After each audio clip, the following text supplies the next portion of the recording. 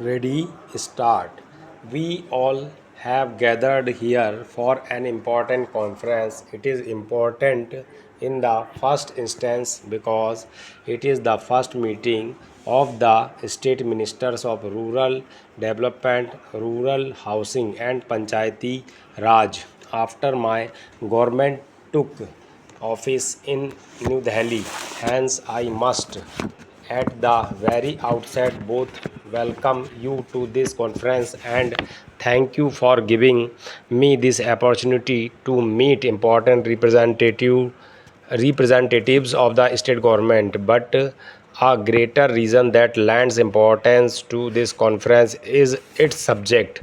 Rural development, rural housing, and Panchayati Raj constitute an independent set of concerns which are at the very heart of India's present and future national development. Preciously, because of this reason, they are at the heart of the national agenda for governance, which is the blueprint of my government's policies and priorities.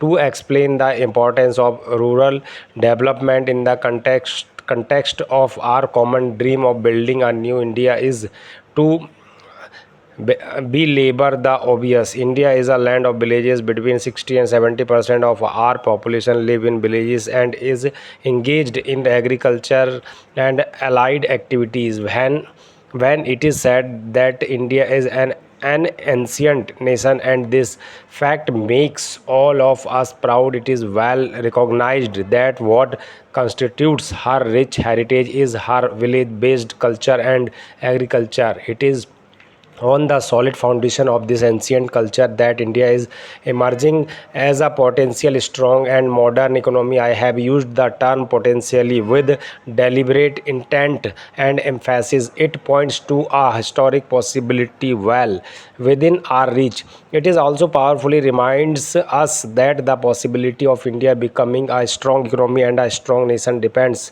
crucially on the attention we pay to the all-round development of our villages and our agriculture. This is where the subject of today's conference assumes its paramount importance. I would even go as far as to say that both from a short-term and long-term point of view, ministries of rural development, rural housing, and Panchayati Raj are the most important ministries in our union and state governments. I wish to underscore this core belief of mine because it goes against conventional wisdom and practice hitherto followed. Rural development is the engine of India's national development. For most parts of the post-independence history, rural development did not figure as a national priority in terms of either financial investments or administrative attention. The result is there for all to see. Our food production has failed to catch up with the growth of our population, making food security a critical dimension of our national security. Public investment in agriculture and irrigation is nearly stagnant.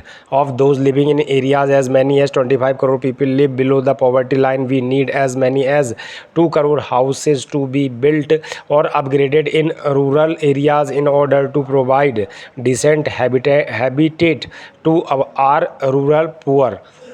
A majority of the houseless or ill housed people villages belong to scheduled castes, scheduled tribes, and other backward classes, deprived of gainful and sustainable employment in the villages of their origin. Millions of them migrate to towns and cities each year. There too, they live a life of deprivation.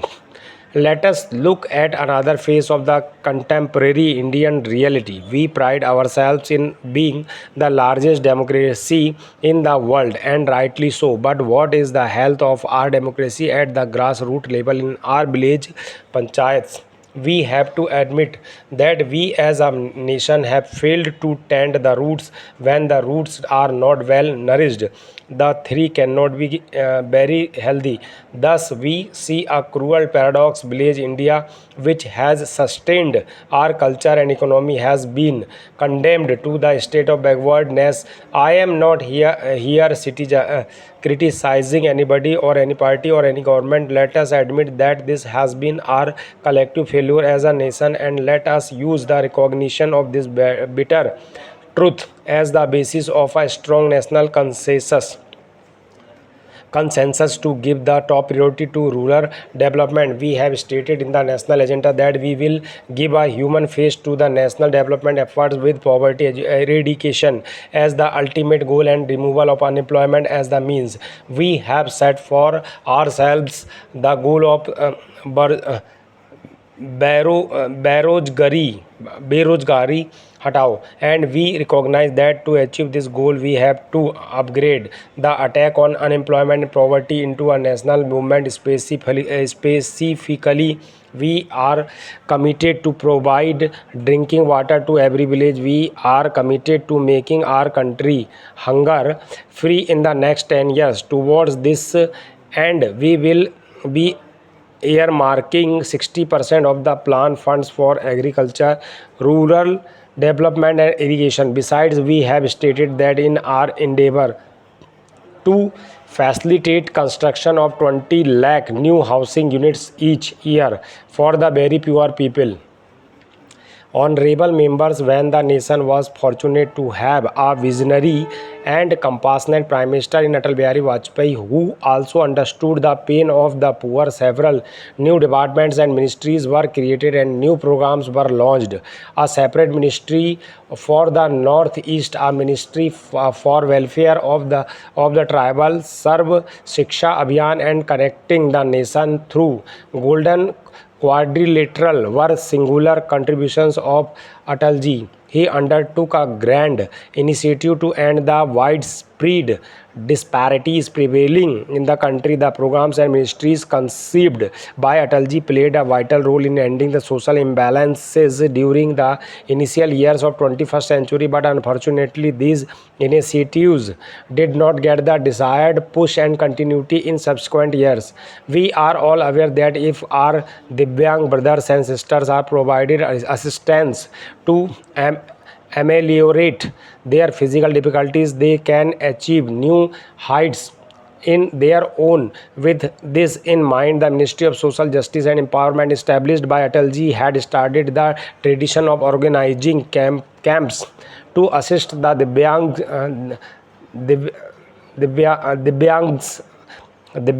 But the situation was so dismal that up to 2014 only 56 such camps could be organized. After formation of my government in 2014, following the vision of Atalji, efforts were made with full sensitivity to solve the problems of Divyajans. In the past 4.5 years, my government has been organizing 140 camps on an average every month, where Divyajans are receiving assistive equipments. During this period, assistive equipments worth rupees 700 crore have been distributed to about 12 lakh Divyajans in a fully transparent manner. Children using sign language in one state had to face considerable difficulty due to different types of sign languages while visiting other states. In many instances, multiple sign languages were being used within a state. Taking note of their difficulty, my government started working on a uniform sign language for Divyajan applicable throughout the country. A dictionary for the division with 3000 words has already been published by the Delhi-based Indian Sign Language Research and Training Center, and the work on another dictionary with 3000 new words is in progress. In addition, the central government has made about 100 websites complaint to the needs of division through the enactment of the Rights of Persons with Disability Act 2016. My government has provided them with equal opportunity in education, social security and employment. Honorable members, tragic accidents at unnamed railway crossing have for years been a subject of discussion in our country. This subject has also been raised many times in the parliament. In 2014, unmanned crossing in the country numbered 8,300. My government undertook a mission to eliminate unnamed railway crossing, which have now almost been done away with. Our citizens have to frequently deal with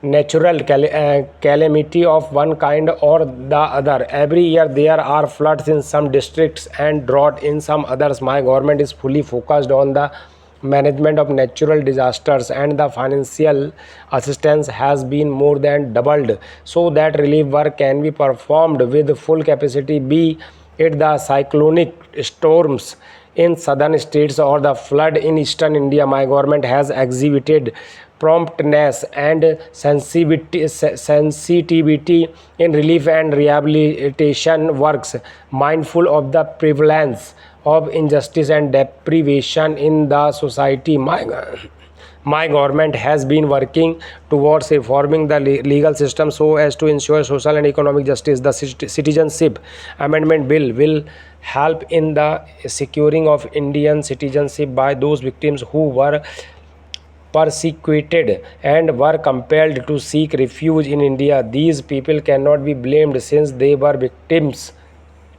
of circumstances. My government made a provision for capital punishment in case of heinous crimes like rape of minors. In many states, capital punishment has been awarded after quickly completing the hearing, which has sent out a strong message to persons with such perverted thinking, with a view to liberate our Muslim daughters from a life of fear and anxiety and to provide them with equal right to lead their lives at par with our daughters. My government is striving hard to get the triple talaq bill passed by the parliament. Similarly, grant of constitutional status to the other backward classes commission demonstrates my government's commitment towards social justice. A historic decision has been taken in the last winter session of Parliament to pass the 103rd Amendment to the Constitution to extend the benefit of reservation to the poor belonging to the general category. This is an effort to provide justice and equal opportunity to those poor young men and women who felt left out because of poverty. To ensure that this new arrangement has no impact on the existing reservation, the number of seats in educational institutions are being increased proportionately. Youth are the greatest strength of our nation. India has the largest number of young people in the world, and the policy decisions of my government have been inspired by the aspiration and dreams of the young Indians. Honorable members, keeping in mind the desire of the youth to be self-reliant, the Kausal Vikas Abhiyan was launched. Under this Abhiyan, in the last 4 years, on an average 1 crore youth have been trained every year in different skills.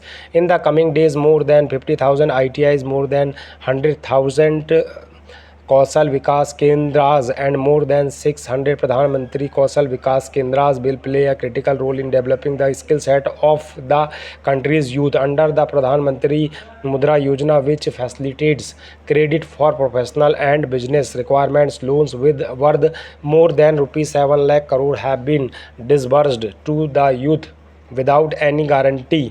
More than 15 crore people have benefited, and over 4 crore 26 lakh first time borrowers have started their business under this scheme. Under Startup India and Stand Up India, my government has provided financial assistance to make the youth self-reliant. As a result, in the world of startups, India now figures as a frontline country. The government has linked creation of jobs with tax incentives under Pradhan Mantri Rozgar Protsahan Yojana. Under this scheme, when a young person gets a new job, the EPS and EPF contribution of 12% payable by the employer is being paid by the government of the first 3 years. More than 1 crore youth have already benefited from this scheme. Every parent aspires for a good education for their sons and daughters so that they can succeed in life. Government is stabilizing new educational institutions to provide increased opportunities for professional education of the highest standard. 7 IITs, 7 IIMs, 14 IIITs, IIT, IIITs and others are being established. It has been decided to enhance the amount of scholarship and fellowship by more than 25% to encourage research activities in the country. In addition, efforts are being made to further strengthen the foundation of education system by opening 100 केंद्रीय विद्यालयास, Eklavya model आवासीय विद्यालयास in all talukas having a majority tribal population and 62 new Navodaya Vidyalayas to improve the standard of education. Government is following a multiple dimensional approach to secure the future of the country. It is imperative the children still studying in schools get full opportunity to transform their imagination into concrete reality. Honorable members, with changing times and evolving technology, methods and process of employment and business are also changing. My government is constantly working to ensure the preparedness of youth of our country for such changes. My government is making efforts to identify talented sports persons from different corners of this country under the youth centric Khelo. Stop.